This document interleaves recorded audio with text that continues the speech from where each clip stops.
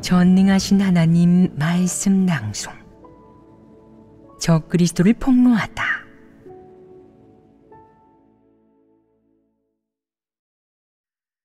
제4조. 자신을 높이고 증거한다. 포석이. 최근에 나는 희한한 일을 하나 전해 들었다.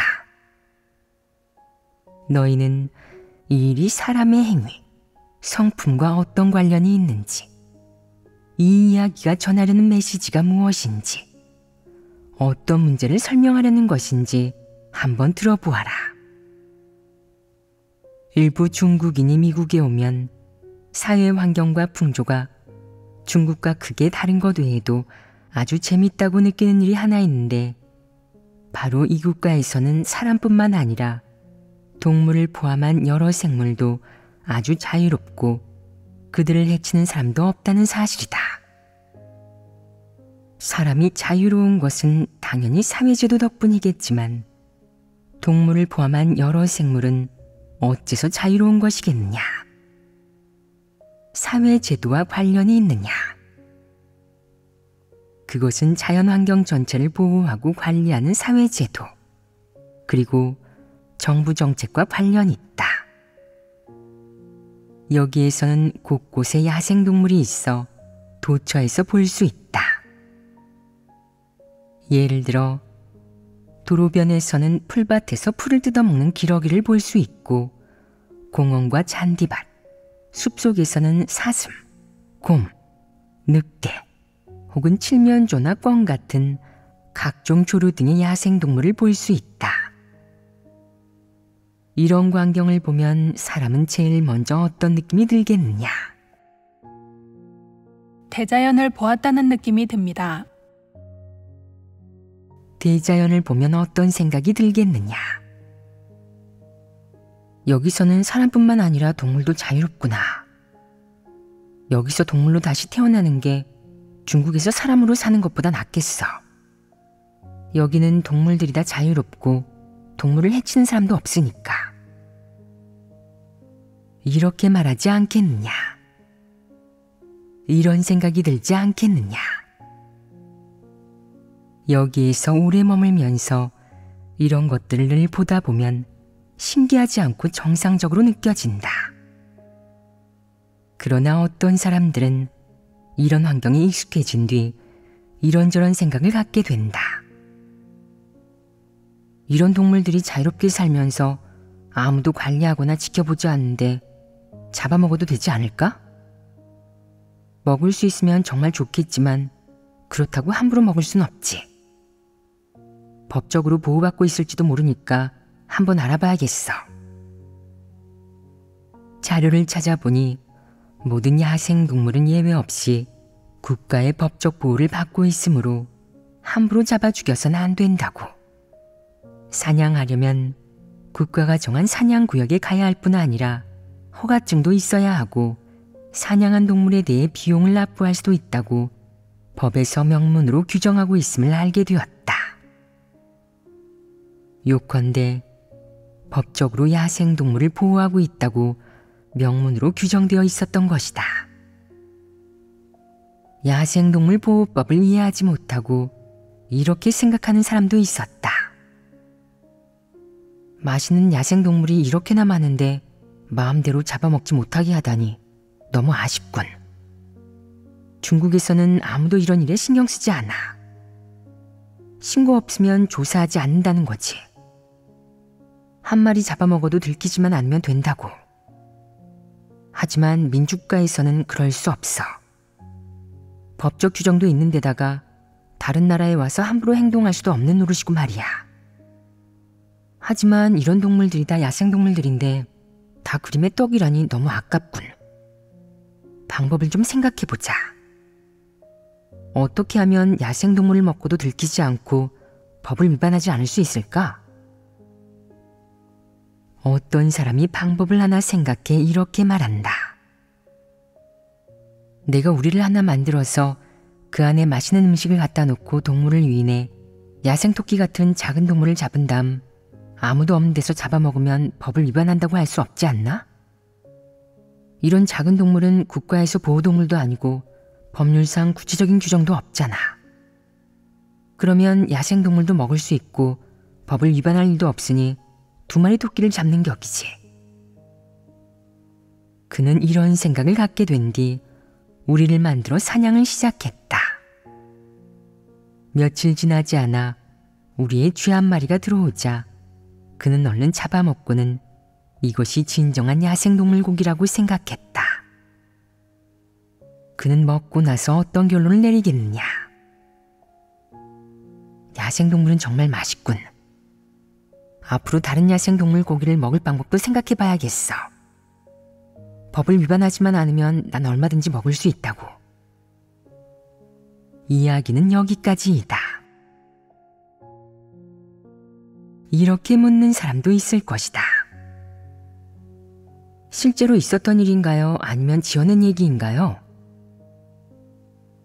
우선 진짜인지 가짜인지 정말로 있었던 일인지 아닌지는 신경 쓰지 말고 내가 들려준 이 일에서 그런 일을 하는 사람에게 어떤 문제가 있는지 살펴보아라.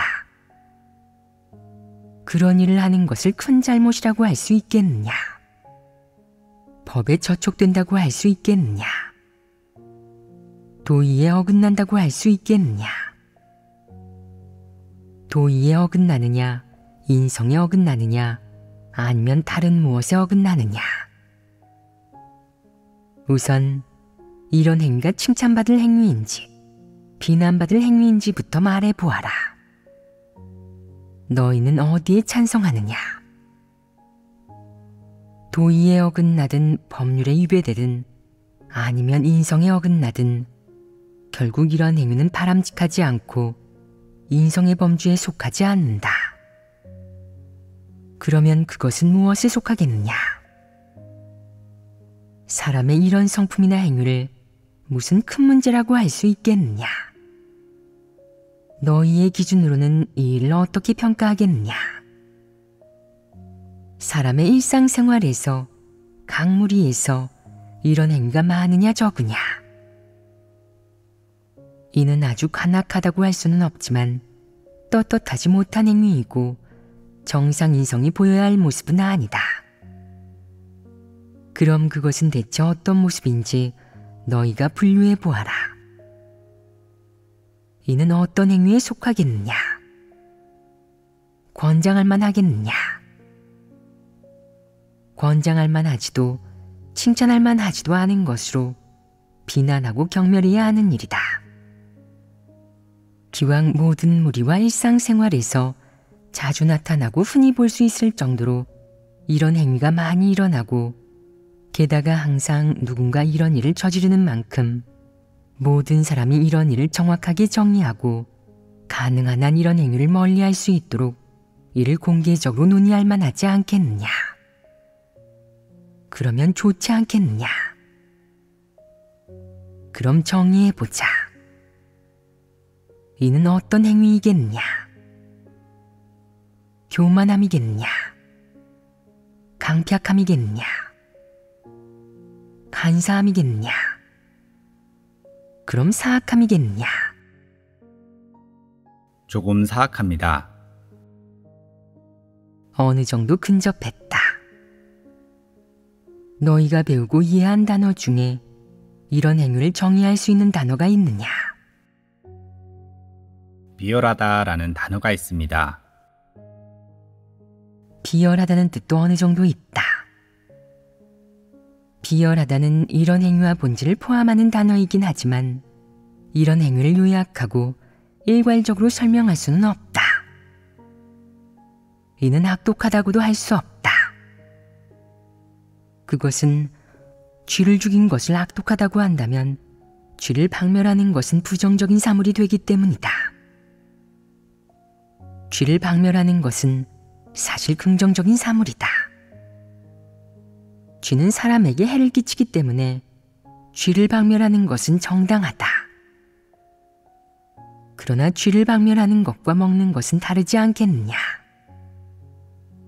그렇다면 이런 행위를 한마디로 뭐라고 요약할 수 있겠느냐? 이런 행위와 관련 있는 단어로 어떤 것이 떠오르느냐? 인격이 떨어지고 비열하고 구질구질하다. 일상생활에서 어떤 사람의 행위가 다소 저속하고 본연의 일을 하지 않는 것을 한 단어로 요약하면 무엇이겠느냐? 불량하다입니다. 불량하다라는 단어로 이런 행위를 요약하면 정확하게 딱 들어맞는다. 왜 불량하다고 정의하겠느냐? 비열하고 이기적이고 지저분하다고 하면 그런 것은 그저 불량배 같은 사람이 표출하는 하나의 모습일 뿐이다. 불량하다는 단어에는 비열하고 저질스럽고 지저분하고 이기적인 것, 도덕적이지 않은 것, 예의 없이 행동하는 것, 떳떳하지 못하거나 남몰래 행동하는 것, 부적절한 일만 하는 것 등 여러 가지가 포함된다. 이것이 바로 불량배 같은 사람의 각종 행위와 모습이다.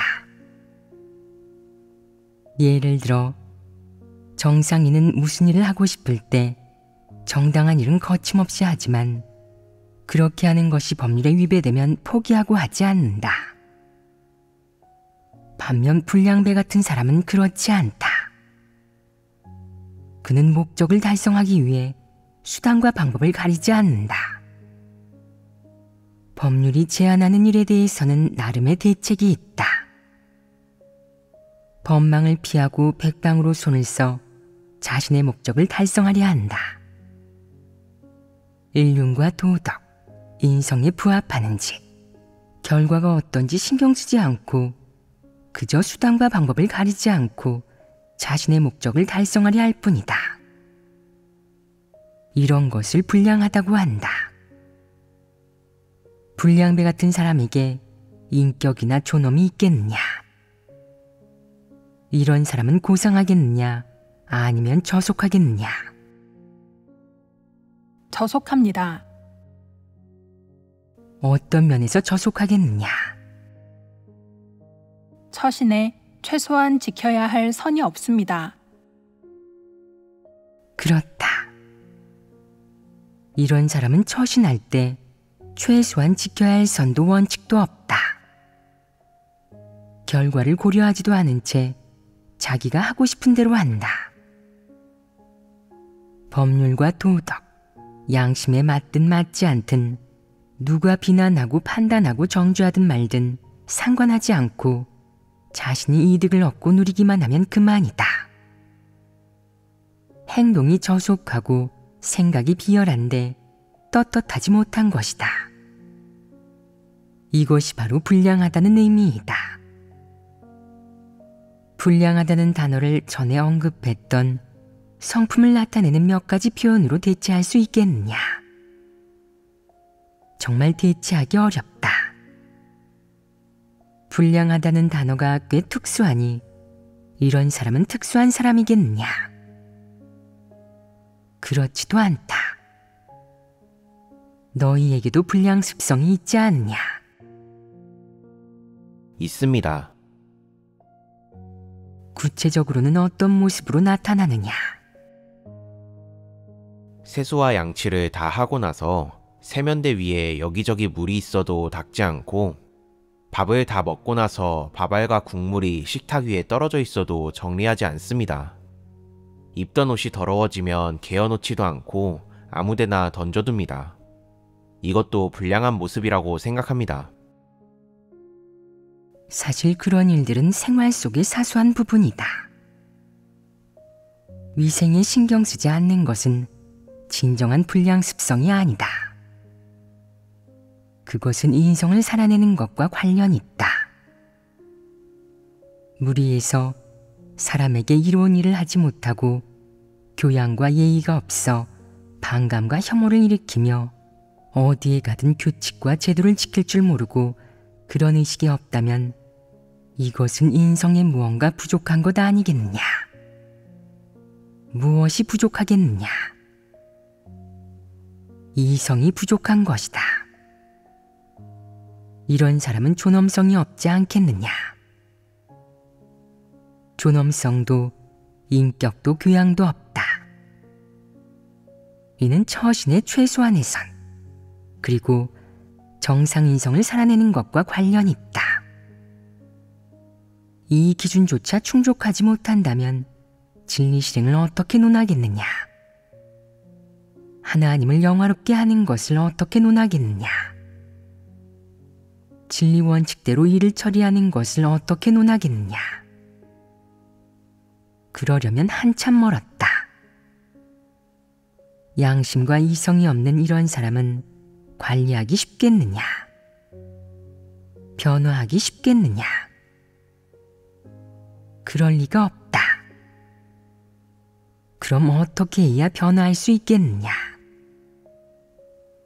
사람들이 서로 감독하고 제약하고 지적해야 하고, 심각해지면 다 같이 일어나 질책해야 한다. 질책하는 목적은 무엇이겠느냐? 그를 돕기 위한 것이다. 그가 제대로 처신하고 볼성사납거나 저속한 취미의 일을 하지 않도록 도우려는 것이다. 그렇다면 불량습성은 대체 무엇을 가리키겠느냐? 주로 어떤 증상이나 모습을 보이겠느냐?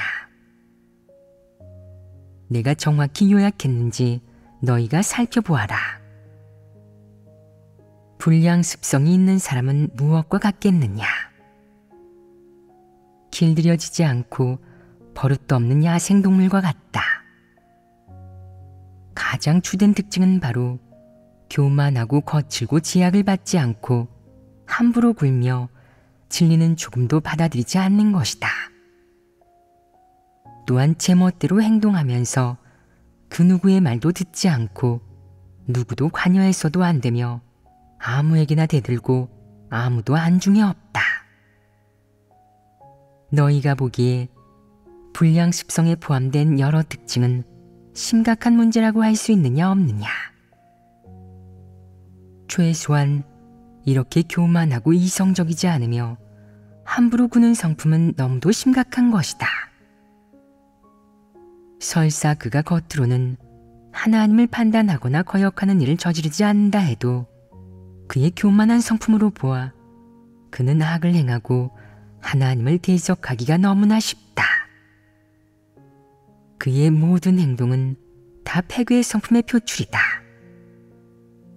이런 불량 습성이 어느 정도까지 심각해지면 사람은 토적이나 마귀가 되고, 토적이나 마귀는 영영 진리를 받아들이지 않는다. 그들은 파멸되어야 할 대상이 될 수밖에 없는 것이다. 이 이야기는 다룰 만한 가치가 있지 않으냐? 이 이야기는 비록 사람의 본성 본질이나 성품과 관련이 없지만 사람의 행위에 관련되는데, 그것은 사람의 본질과 크게 차이가 없고 아주 무관하지도 않다. 이 이야기의 제목을 뭐라고 지으면 좋겠느냐? 너무 직접적이지 않은 우의적인 특징을 가진 제목으로 지어보아라. 포석이가 좋겠습니다. 포석이는 그런대로 괜찮은 제목이다. 명분도 정당하고 이유도 타당하게 쥐를 잡아놓고 어쩔 수 없었어요. 쥐가 제 발로 뛰어들어온걸요. 너무 불쌍해요. 다쳐서 도망가도 어차피 죽을걸요. 죽으면 다른 동물이 먹을 텐데 그럴 바에야 제가 먹는 게 낫죠. 제가 먹는 게 명분도 정당하고 이유도 타당하지 않나요? 라고 말한다. 먹기 위해 갖은 핑계와 이유를 만든 다음 편안한 마음으로 먹었다. 이게 바로 불량하다는 것이다. 미국에서 고기를 먹지 못하는 것도 아닌데 겨우 이런 일 때문에 고생하고 애쓰는 건 무의미하다. 그러나 불량 습성이 있는 사람은 이런 일을 한다. 정상인이 이런 일을 하겠느냐? 인성과 인격을 갖춘 사람이 이런 일을 하겠느냐? 하지 않습니다. 왜 하지 않겠느냐? 이는 인격과 관련이 있다. 도둑 근성을 고치지 않는 사람은 늘 좀도둑질하며 떳떳하지 못한 일을 저지른다. 그의 집에 물건이 부족해서겠느냐? 그렇지 않을 수도 있다. 그는 그런 불량 습성이 있기 때문에 도둑질을 해야만 하는 것이다. 도둑질로 그의 기호와 탐욕스러운 성품을 충족시키면 그는 마음이 위로받고 그런 일을 하지 않으면 괴로워한다. 이것이 바로 불량 습성이다. 이야기는 여기까지 하고 이제 본론으로 들어가자. 본론에 들어가기에 앞서 우선 지난번에 교제한 내용을 되새겨보자. 하나님 선민의 본분 이행은 주로 6가지로 나뉜다. 첫 번째는 복음 전파 본분을 이행하는 사람으로 관련 내용은 전부 다루었다. 두 번째는 교회에서 가끔 리더일꾼 본분을 이행하는 사람으로 이런 사람은 기본적으로 2가지로 나뉘는데 지난번에는 적그리스도 부류에 대해 다루었다. 적그리스도는 어떻게 사역하는지, 그들은 어떤 모습을 보이는지, 그들이 하는 어떤 일을 통해 적그리스도로 규정될 수 있는지 우리는 이런 사람의 모습과 성품을 분류해 보았다. 구체적으로는 어떤 것들이 있었느냐? 제1조 사람의 마음을 농락한다. 제2조 자신과 의견이 다른 이를 공격하고 배척한다. 제3조 진리를 추구하는 사람을 배척하고 공격한다. 제4조 자신을 높이고 증거한다. 제5조 사람을 미혹하고 회유하고 위협하고 통제한다. 지난번에 제5조까지 정리했다. 이 5가지는 너희가 다 적었을 테니 나머지는 이어서 적어라. 제6조 일처리가 기이하고 독단적이고 제멋대로 행동하며 남들과 교제하는 법이 없고 남들에게 순종을 강요한다. 제7조 사악함과 음험함 그리고 간사함. 제8조 그는 사람들이 진리와 하나님이 아닌 오직 그에게 순종하도록 한다. 제9조 두각을 드러내고 자신의 이익과 야심을 충족하기 위해 본분을 이행할 뿐 하나님 집의 이익은 생각조차 하지 않고 심지어는 하나님 집의 이익을 팔아넘기며 하나님 집의 이익을 대가로 개인의 명예를 얻는다. 제10조 진리를 멸시하고 공공연하게 원칙을 위배하며 하나님 집의 안배를 무시한다. 제11조 책망과 훈계를 받아들이지 않고 어떤 잘못에도 회개하는 태도를 보이지 않으며 오히려 관념을 퍼뜨리고 공개적으로 하나님을 판단한다. 제12조 복받을 희망이나 지위가 없으면 물러나려 한다. 제13조 사람의 마음뿐만 아니라 교회의 재정도 통제한다. 제14조 하나님 집을 자기 세상으로 생각한다. 제15조 하나님의 존재를 믿지 않고 그리스도의 본질을 부정한다. 총 15가지 조항으로 모두 적그리스도의 여러 모습을 분석하고 폭로한 것이다. 적그리스도의 각종 행위와 태도, 성품이 이 15가지 조항에 기본적으로 다 요약되어 있다. 일부는 겉으로 보기에는 행위 같지만 그 행위의 이면에는 적그리스도의 성품 본질이 있다. 이 15가지는 표면적으로 보면 다 이해하기 쉽지 않으냐. 모두 통속적인 말이기 때문에 사람이 이해하기 쉬우며 그 밖에 각 조항에 요약되어 있는 내용이 다 사람의 모습과 표출, 그리고 본질과 관련이 있다. 각 조항은 일시적인 행위나 생각이 아닌 성품의 일종이다. 성품이란 무엇이냐? 성품을 어떻게 해석하느냐? 어디서든 시간이나 지리적 위치가 변한다고 해도 그의 생각과 사상, 일처리 원칙, 행동 방식, 추구하는 목표는 변하지 않는 것을 말한다. 만약 환경이 변하여 이런 행동 방식이 사라진다면 그것은 일시적인 행위일 뿐 폐괴의 성품의 표출이라 할 수 없다. 사실 성품은 무엇을 가리키겠느냐? 언제 어디서나 자신을 지배할 수 있는 것입니다. 그렇다. 그것은 언제 어디서나 사람의 말과 행동을 지배하고 어떤 조건에도 제약받거나 영향받지 않는다. 그것이 바로 본질이다. 본질은 사람이 생존을 위해 의지하는 것으로 시간과 장소 또는 외부 요소가 변한다고 해도 변하지 않는다. 이것이 바로 사람의 본질이다. 이렇게 말하는 사람도 있다. 저도 정리한 적그리스도의 15가지 모습을 어느 정도 가지고 있어요. 하지만 저는 지위를 추구하지도 않고 천성적으로 야심도 별로 없어요. 그 밖에도 지금 어떤 책임을 짊어지고 있지도 않고 리더일 꾼도 아니고 나서는 걸 좋아하지도 않죠. 그럼 저는 적그리스도의 본성 본질과 관련이 없는 것 아닌가요? 관련이 없다면 이런 교제를 들을 필요도 저 자신을 비춰볼 필요도 없지 않나요? 과연 그렇겠느냐? 그럼 적그리스도의 이런 모습을 어떻게 대해야겠느냐? 이런 모습에 초점을 맞추어 교제한 진리를 어떻게 대해야겠느냐? 이런 교제를 통해 진리를 깨닫고 자신을 인식한 다음 올바른 길을 찾아 원칙을 가지고 본분을 이행하거나 하나님을 섬겨야 한다. 그래야만 적그리스도의 길에서 벗어나 온전케 되는 길에 들어설 수 있다.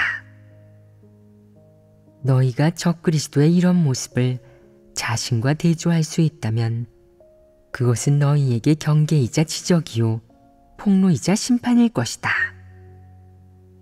대조하지 못했더라도 자신에게도 비슷한 내적 상태가 있다는 것을 느낀다면 너는 자신을 많이 반성하고 인식하며 진리를 구해 해결해야 한다. 그러면 점차 폐괴의 성품을 벗어버리고 적그리스도의 길을 걷지 않을 수 있다. 적그리스도가 자신을 어떻게 높이고 증거하는지 해부하다. 오늘은 적그리스도의 여러 모습 중 제4조인 자신을 높이고 증거한다를 교제하겠다. 폐괴된 인간은 모두 자신을 높이고 증거하며 뽐내 남들이 자신을 우러러보고 숭배하게 할 수 있다. 이는 사탄의 본성에 지배된 사람이 본능적으로 보이는 반응이자 폐괴된 인류의 공통적인 특성이다. 사람은 보통 어떻게 자신을 높이고 증거하느냐? 어떻게 남들이 자신을 우러러보고 숭배하게 하는 목적을 달성하느냐? 자신이 얼마나 많은 사역을 했고 얼마나 많은 고난을 겪었는지, 얼마나 많은 헌신을 했고 얼마나 많은 대가를 지불했는지 증거한다. 자신의 미천을 내세우는 방식으로 스스로를 높여 사람들 마음속에 자신의 지위를 더 높게, 더 공고하게, 더 안정되게 만든다. 그는 그렇게 함으로써 더 많은 사람이 자신을 좋아하고 우러러보고 부러워하며 심지어는 숭배하고 악망하고 추종하게 한다. 사람은 이 목적을 위해서 겉으로는 하나님을 증거하는 것이나 본질적으로는 자신을 높이고 증거하는 일을 많이 저질렀다. 이렇게 하는 것이 이성적인 것이냐? 그것은 이성의 범주를 넘어선 일로 염치 없는 것이다. 즉, 염치도 모르고 자신이 하나님을 위해 무엇을 했고 얼마나 많은 고통을 겪었다고 증거하며 심지어는 자신에게 어떤 은사나 재능, 특별한 기능, 어떤 경험이나 좋은 처세술, 남을 우롱하는 수단 등이 있다고 자랑하기까지 한다.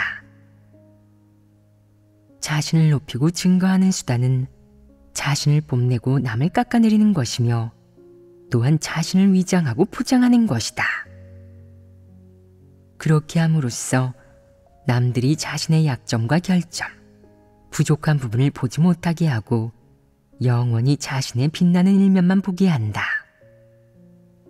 심지어는 소극적이 되어도 남들에게 알리거나 마음을 열고 교제하지 못하며 일을 잘못해도 애써 포장하고 숨긴다. 자신이 본분을 이행하는 과정에서 교회 사역에 끼친 손실은 입에도 올리는 법이 없지만 아주 작은 기여나 성과만 있어도 즉시 끄집어내 자랑한다.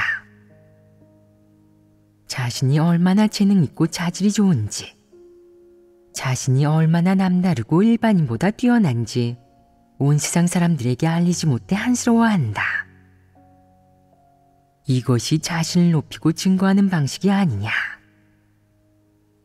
자신을 높이고 증거하는 이러한 행위가 양심과 이성이 있는 사람이 하는 행동이겠느냐? 그렇지 않다. 그럼 사람이 이런 일을 할 때 일반적으로 어떤 성품을 드러내겠느냐? 교만함이다. 이는 가장 주된 성품 중 하나다. 그 다음으로는 간사함이 있다. 바로 수단과 방법을 가리지 않고 남들이 자신을 우러러보게 하려는 것이다. 말할 때 조금의 허점도 보이지 않는다. 분명 속셈과 관계를 갖고 말을 하고 자신을 뽐내고 있으면서도 남들이 알아채지 못하게 하려고 한다. 그러나 그렇게 말한 결과는 그가 남들보다 대단하고 아무도 그에게 미치지 못하며 그의 앞에만 가면 작아지는 것 같다는 느낌을 주는 것이다. 이런 결과는 수단으로 이루어진 것 아니겠느냐? 그 수단의 이면에는 어떤 성품이 있겠느냐? 여기에 사악한 성분이 있지 않겠느냐? 그것은 사악한 성품이다. 그가 쓴 그런 수단은 간사한 성품에 지배된 것임을 한눈에 알 수 있다.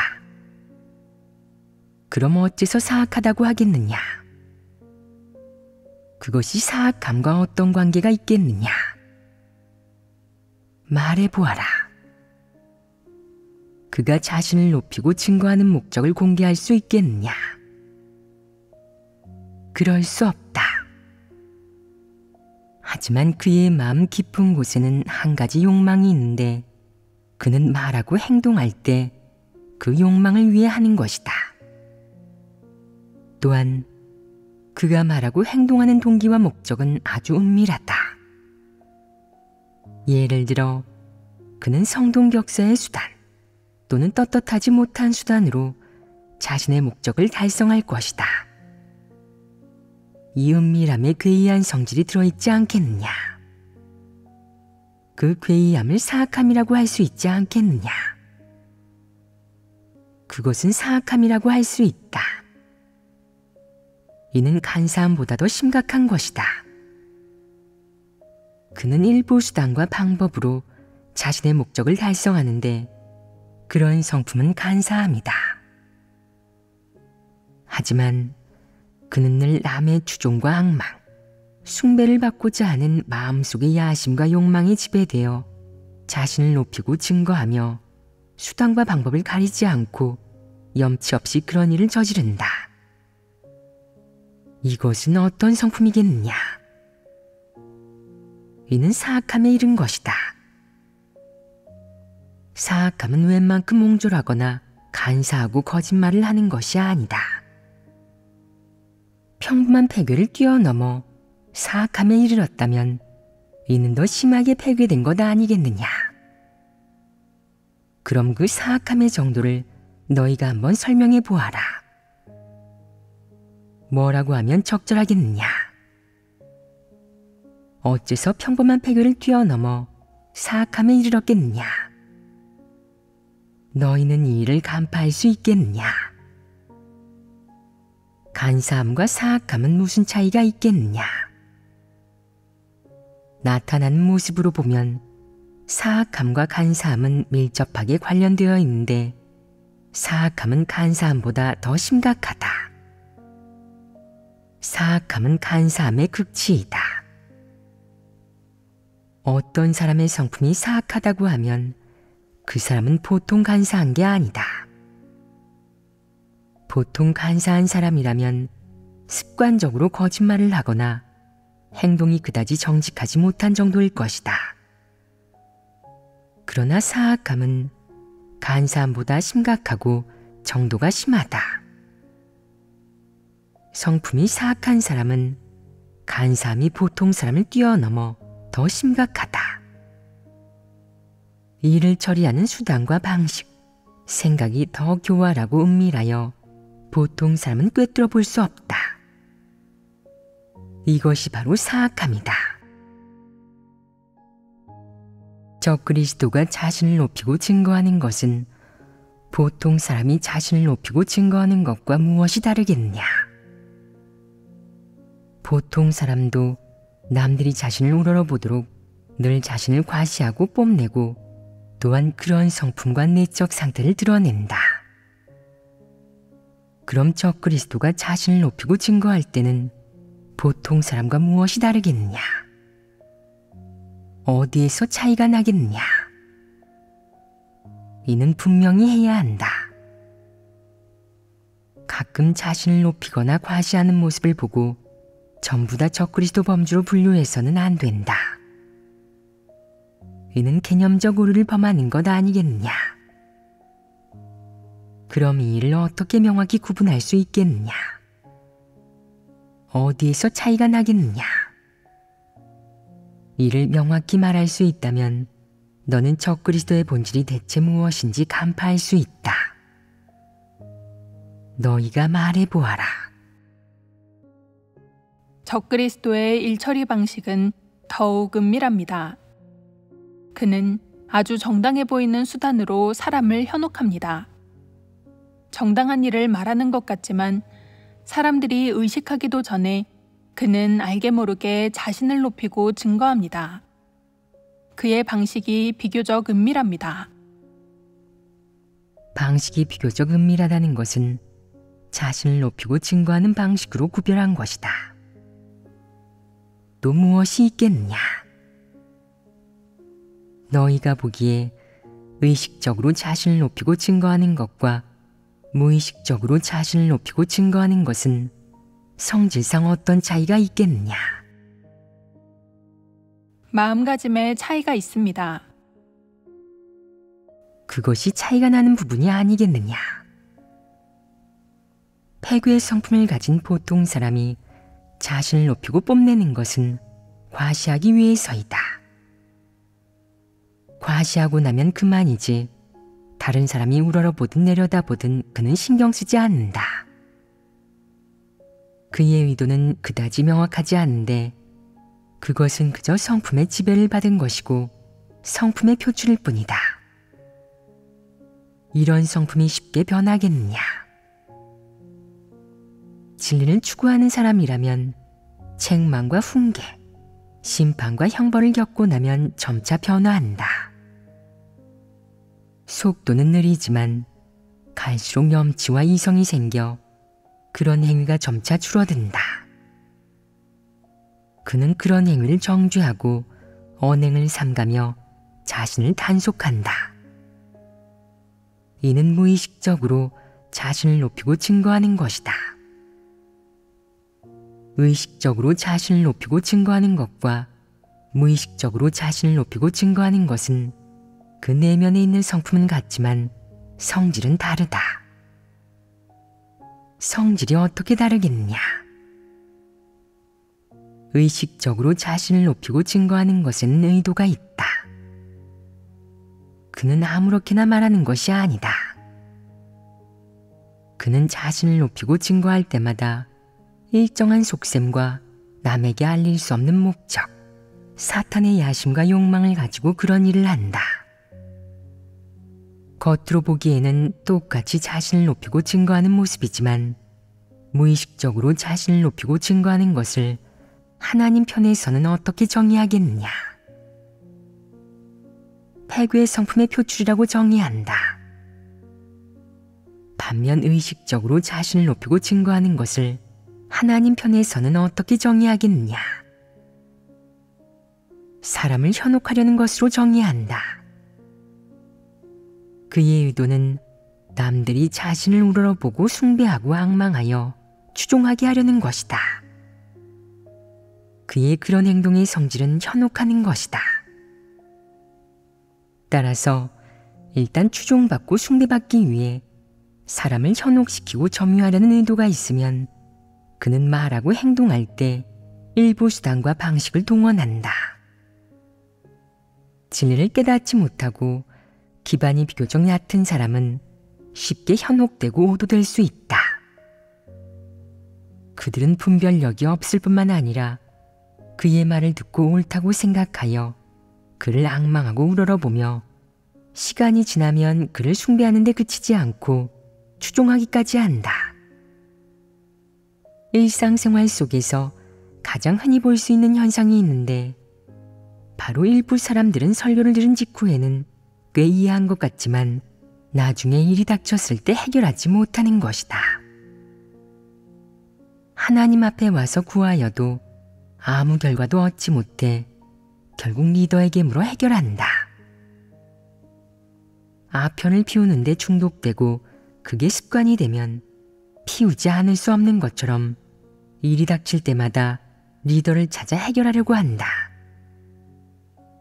따라서 적그리스도가 자신을 높이고 증거하는 것은 은연중에 분량이 작고 분별력이 없으며 무지몽매한 사람들에게 일종의 마약이 되어버린다.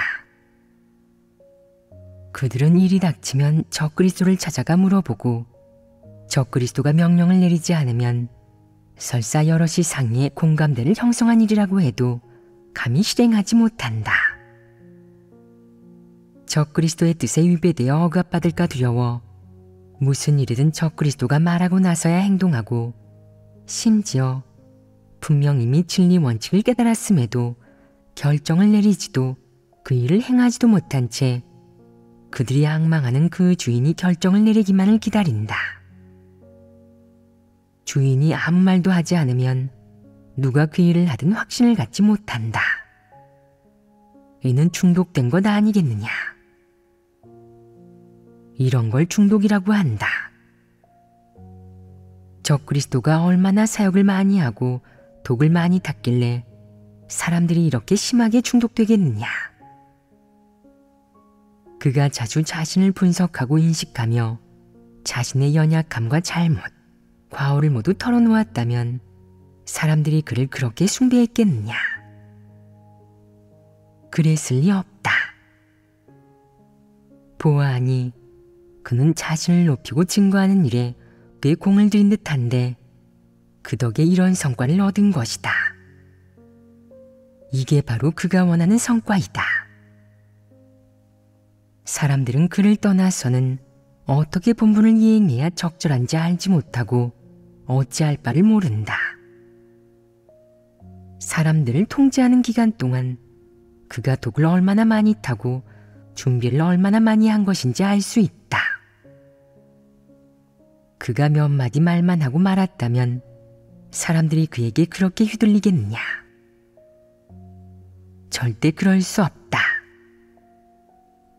적그리스도는 이 일에서 남들이 그를 숭배하게 하고 무슨 일이든 그를 앙망하고 따르게 하려는 목적을 달성했다. 그렇다면 그가 자신을 높이고 증거하는 일도 많이 행하고 자신을 높이고 증거하는 말도 많이 하지 않았겠느냐? 그가 그렇게 한 결과는 무엇이겠느냐?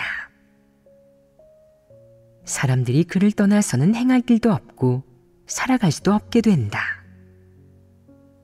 마치 그를 떠나면 하늘이 무너지고 지구가 돌아가지 않기라도 하는 것처럼 하나님을 믿는 것도 가치와 의미가 아예 없어지기라도 하는 것처럼 설교를 들어봤자 아무 소용없기라도 하는 것처럼 그가 있으면 살아가는데 희망이 좀 있지만 그가 죽으면 살아가는데 희망조차 사라지기라도 하는 것처럼 말이다. 이는 사탄에게 끌려간 것 아니겠느냐. 이런 사람은 사탄에게 끌려가도 당연하지 않겠느냐. 왜 당연하다고 하겠느냐. 너는 하나님을 믿으면서 왜 적그리스도를 숭배하고 추종하며 모든 면에서 그에게 휘둘리고 그에게 통제받는 것이냐. 게다가 어느 방면의 본분을 이행하든 하나님 집에서는 사람에게 명확한 원칙과 규정을 알려주기에 스스로 해결하지 못한 어려움이 있다면 진리를 깨달은 사람에게 구해야 하고 큰일의 경우 상부에 구해야 한다. 그런데 너는 진리를 구하지 않을 뿐 아니라 오히려 사람을 숭배하고 앙망하며 적그리스도의 말을 고지 들으니 너는 사탄의 앞잡이가 된 것이다. 이는 자업자득이고 당연한 결과가 아니겠느냐. 자신을 높이고 증거하는 것은 적그리스도의 공통적인 행위이자 모습이며 가장 흔한 모습이기도 하다. 적그리스도가 자신을 높이고 증거할 때 보이는 주된 특징은 무엇이겠느냐? 보통 사람이 자신을 높이고 증거하는 것과 어떻게 다르겠느냐? 그가 내면에 자신의 의도를 품고 있는 것이다. 그는 절대 무의식적이지 않고 의도와 욕망, 야심을 품고 있다. 그렇게 자신을 증거하면 상상조차 할 수 없는 결과를 불러오는데 사람을 현혹시키고 통제할 수 있게 된다. 내가 예를 하나 들 테니 자신을 높이고 증거하는 것과 관련 있는 모습과 성품인지 너희가 살펴보아라. 전에 어떤 리더가 한 곳에서 2, 3년 동안 교회 사역을 했는데 그는 여러 교회들을 돌아다니다가 그곳에 정착한 것이었다. 정착했다는 게 무슨 뜻이겠느냐? 대부분의 사람이 그를 알고 우러러볼 정도로 그 지역에서 꽤 인지도가 높다는 뜻이다. 그가 가기만 하면 다들 환영하고 그에게 자리를 양보하며 맛있는 음식을 대접했다. 그와 다른 목소리를 내는 사람도 그에게 반대하는 사람도 없었다. 다들 리더인 그에게 꽤나 익숙해졌고 마음속으로도 그의 행동 방식을 비교적 인정하며 그의 인솔을 받아들였다. 그가 거기에서 얼마나 사역을 많이 하고 말을 많이 했는지, 어떤 말들을 했는지 이런 세세한 부분은 알 수 없지만 어쨌든 대부분의 사람이 그가 리더를 맡는다는 것에 찬성하는 편이었다. 한동안 지난 후 그 리더는 이렇게 말했다. 여기 있는 형제자매들은 다들 말도 잘 듣고 순종적이죠. 교회 여러 면의 상황도 꽤 좋고요. 다만 좀 아쉬운 점이 하나 있다면 환경이 너무 열악하다는 거예요. 환경이 괜찮다면 화창한 날의 넓은 공원에서 10,000명 정도 모이는 대예배를 열고 더 많은 사람이 하나님을 믿을 수 있게 확성기를 켜놓고 마이크로 진리를 방출할 수 있을 텐데 말이죠. 그럼 우리의 사역이 성과를 거둘 수 있지 않겠어요? 사람들은 이 말을 듣고 아멘하며 찬성했다. 너희가 보기에 진리를 방출할 수 있을 텐데 말이죠. 라는 말에 문제가 있지 않으냐? 어떤 문제가 있겠느냐? 그는 자신을 하나님으로 여겼습니다. 문제가 있다는 것을 너희는 모두 알아차리는데 그 지역의 그 멍청한 작자들은 알아차리지 못하고 게다가 그 말에 아멘하고 답하기까지 했다.